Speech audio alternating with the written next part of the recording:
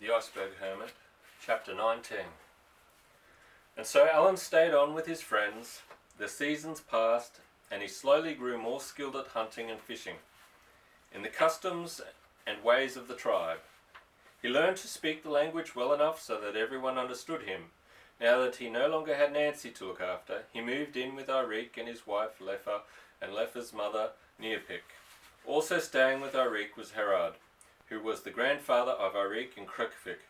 Alan loved Irik and his family. Perhaps because Irik was Alan's age, he did not seem to be as strict and reserved as Uta and Intuk, who were mature hunters well over 30 years of age. None of the members of the tribe kept track of their ages, so Alan did not know how old anyone was. He guessed, though, that Herod was over 70. Herod knew the history of the tribe back for many hundreds of years. Alan liked nothing better during a long winter storm when everyone was stuck inside their igloos than to lie on the caribou skins of the sleeping bench and listen to the soothing sing-song voice of Herod. Herod could go on for hours in that same soothing chant. At first Alan only recognized a word here and there, but after living with Irik for some time he realized that Herod's sing-song chant was the complete history of the tribe.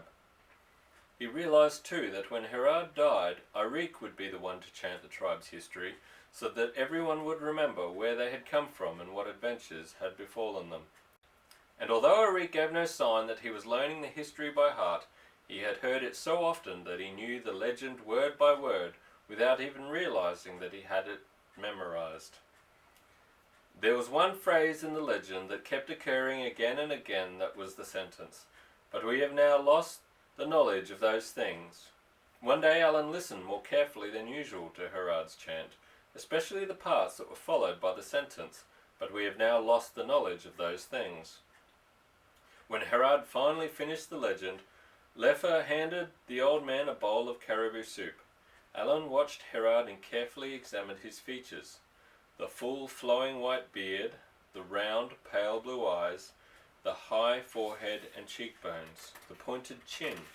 Where the beard trimmed a little, Herod could be a Scottish minister or businessman or judge. And then everything fell into place for Alan. "But you're all descended from the Vikings," Alan cried. Herod smiled. The word Viking meant nothing to him. The pointed ships that could hold the whole tribe, they were the Viking longships, Alan went on. The long knives that you don't know how to make anymore, they were Viking broadswords. The island that you started out from was Iceland or Greenland. But Herod, still smiling, shook his head. The words Iceland and Greenland meant nothing to him. Alan realized that all the evidence was in the long song that Herod chanted. The white woolly dogs were sheep. The heavy horned caribou that gave milk every day were cattle. The big stone igloo was a Viking church, and the land of the igloo roof was glacier-capped Greenland.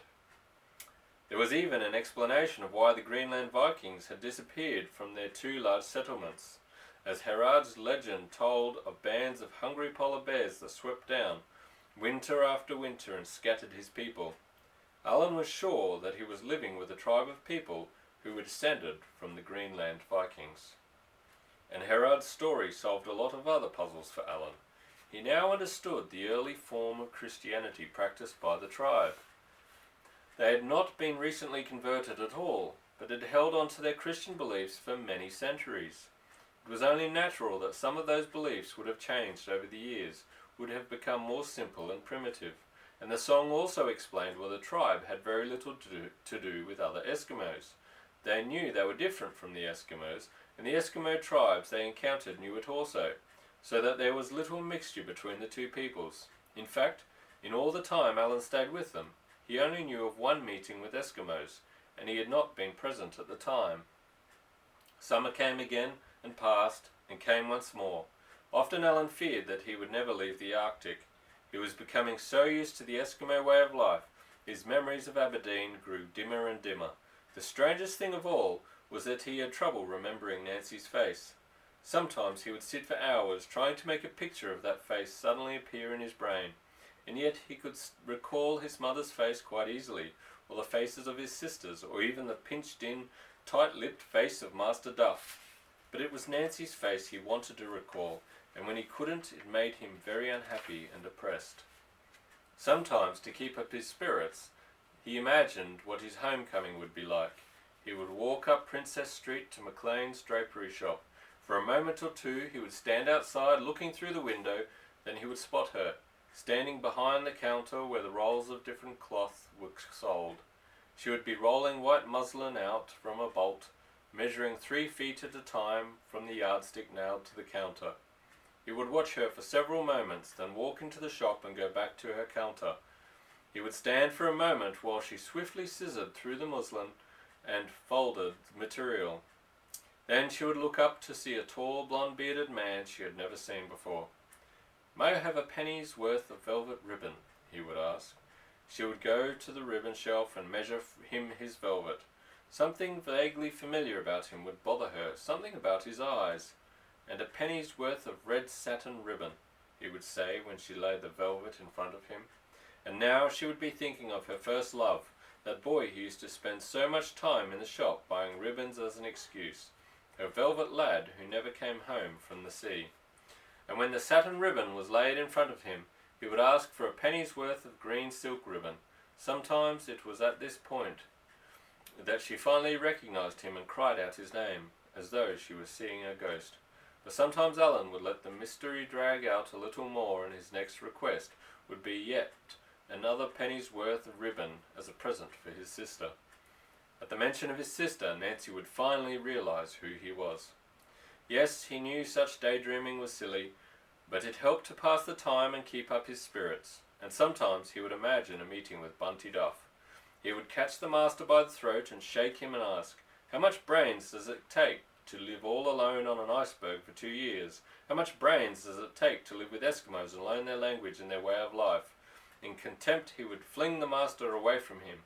"There's more to life than what you'll find in a classroom," would be his final crushing remark. As the years went by, Alan had many strange experiences with the tribe. He went through some hungry periods when game failed to show up, and everyone picked through the gravel on the beaches for seaweed, or scraped moss off the rocks, or went through the heather on their hands and knees looking for berries. Indeed, one early spring, when the fish came back and the walrus returned, when there were no seals to be found, the tribe was forced to kill and eat all but 4 of their dogs. On another occasion, Alan and Irik took a sled and half a dozen dogs on a simple 3-day trip to pick up some dead seals from a food cache. The trip turned out to be a disaster. Bears or wolverines had discovered the food supply and eaten all the seal meat. There was one blizzard after another. On the return trip, their food ran out, and they were forced to kill the weakest dog for meat. Every other day, another dog had to be killed to feed the 2 hunters and the remaining dogs. Finally, the last dog was killed and eaten. While the 2 men were in an igloo, snowbound by yet another storm, they began to take apart the sled, which, except for the 2 wooden runners, was made of walrus and caribou bone. They broke the slats and sled handles into little pieces and made bone soup for them. When the sled had been all broken up and eaten, they started in on the dog's sealskin harness and ate every one of the sealskin lines and traces. They even ate the long dog whip, which was made of plaited walrus hide. When the harness was all eaten, they began to cut small pieces off their clothing and spent hours chewing on the dried caribou skin of their jackets. When they finally made it back to camp, they were but shadows of their former selves. Everyone else had given them up for dead, and yet a week later they were well and fit, and Irik was eager to go seal hunting once again.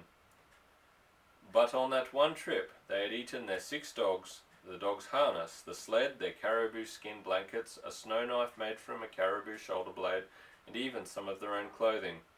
It was a lesson in survival that Alan never forgot.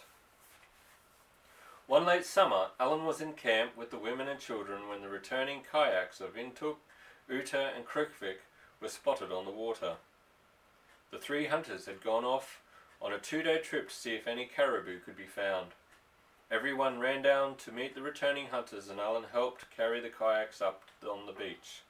Then he asked Intuk the question he always asked, the answer to which was always no. "Did you see any big ships?" Intok's twisted face turned away from Alan and he began to yell at some children who were dragging a caribou skin blanket on the beach. "Pick that up. Put it away on a pole somewhere. You want the dogs to eat it?" Behind the tents were a couple of platforms on top of poles where the dog harness and extra food were kept so that the dogs could not get at it. Alan looked at Uta and asked, "Were there any big ships?" Uta did not answer and busied himself with something in the kayak. "Krikvik," Alan called, but Krikvik was already marching up the beach in the direction of the camp. Alan was very puzzled by the conduct of the hunters. He had never known any members of the tribe to tell a lie, although they might exaggerate something in telling a funny story. But he had long noticed that rather than tell a lie, they would simply say nothing, or refuse to answer a question. Was it possible that they had spotted a whaling ship and did not want to tell him? He was walking towards Irik's tent when half a dozen children suddenly swarmed all around him. Alan Gordon, they chanted. "Take us back up the mountain. Pilly has thrown out her bed and needs new heather." They clung to his arms and jacket and led him back up the slope behind the camp. Sometimes the women in the tribe would decide that the pile of heather that was used as a mattress during the summer was too full of bugs. Suddenly a woman would be seen dragging all the heather out of a tent, and within an hour or so all the women would be throwing out their old mattresses. Then the women and Alan and children, and even old Herod, would gather armfuls of fresh heather and bring them inside the tents and lay them down on the gravel until the bed part of each tent had a nice clean sweet-smelling heather mattress again. High up on the slope above the camp, while the children ran around looking for clumps of the tiny heather, Alan sat down on a large stone and thought about the returning hunters. Could it be possible that they had seen a whale ship and were not going to tell him? If so, he would wait until everyone was asleep and then steal a kayak. He knew roughly in what direction the hunters had gone in their search for caribou. He would try and retrace their route and hope to run across the sailing ship. Just before everyone was ready to come down from the slope with their armfuls of heather, Alan noticed half a dozen hunters come out of Uta's tent. There was Irik and Krikvik and Intuk and Uta and even old Herod. Something about the way they came out of the tent made Alan think they were having an important meeting. And if they had such a meeting without him, then it meant that he was the subject of their conversation. Had it anything to do with the returning hunters? It was all very strange, and he would have to talk to Irik.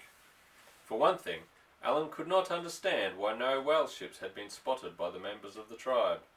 All during the whaling season, one or more hunters would be out on the sea in their kayaks looking for game. Had something happened to end the whaling voyages? Had the whales disappeared from Arctic waters? Had a great war broken out in Europe, a war among the half-dozen nations that sent out whaling ships? Alan knew that the men of the tribe did not like to talk about the whaling ships. Had something happened to cause this fear? Could it be that some members of the tribe once had dealings with men from a whaling ship, a meeting that had turned out badly for the hunters? So badly that they now avoided all contact with the ships, avoided even the mention of them. Alan hurried down the slope and brought his heather into Pilly's tent.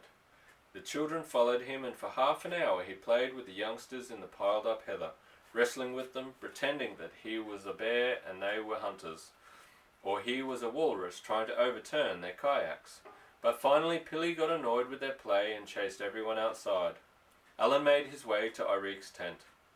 He ducked his head and entered the outer, lighter part of the tent, where Leffa was sewing some fox fur mittens. Alan smiled at her and went through and into the inner section. Irik lay on the sleeping platform. "So, brother, what does Intuk say about the caribou?" Alan asked. There were no signs of caribou. And so, they saw nothing strange? Irik ignored the question. He sat up, took out his short sled knife, and started to carve a small piece of wood. Soon the head of a bear began to take shape.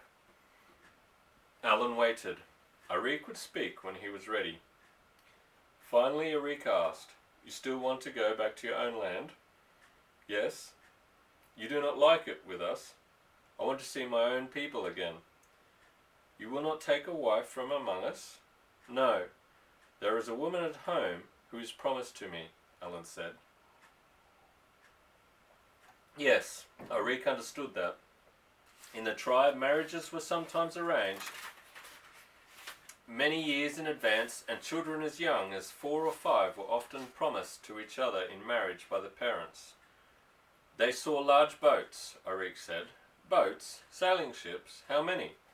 Arik put up one hand and spread his fingers. 5 sailing ships, Alan repeated, part of a whaling fleet on its way home, and even if he missed the 5 ships, surely there would be others. But he had to find out what route the hunters took, where they spotted the ships. Some of us did not want to tell you about the ships, Arik said. You know you are like a brother to me, and our family will miss you. We do not want to see you leave. Others said you might guide us to another ship trapped in the ice. They said that was your spiritual gift. As Intuk's gift is hunting and Uta's is sealing, and Inukslik's is curing sickness, some said that you would take a woman from the tribe and start a family. As you know, we are short of men and we have too many women. But you decided to tell me? Yes. Herard and Intuk said you should leave and go back to your own people. Intuk said that some day you would learn how to find the ships by yourself, and then you would bring your people back to punish us for keeping you here. No, I would not do that, but Intuk has never liked me. Intuk is a great hunter, Arik said, but because of his face he thinks that people do not like him, so he does not like people. Alan thought of the fortune teller. Was Intuk his dark enemy with the scarred face? How did his face get so scarred? Alan asked. It happened one winter when he was a baby, and there were hungry times. His mother lay on the sleeping bench in her igloo. She was so weak from hunger she could hardly move. Intuk was inside the hood of her jacket. A starving dog came into the igloo, dragged Intuk out of the jacket and began to eat him. His mother's spilled hot oil from the lamp on the dog's eyes, but Intuk was already bitten and missing half a cheek. So that is why Intuk beats the dog so much? Yes, you know too that Herard said that the sea spirit would keep the seals away from us if we made you stay. Then I can leave, Alan cried out in sudden wonder. Yes, they are making ready a kayak for you. It's the end of chapter 19. Good night.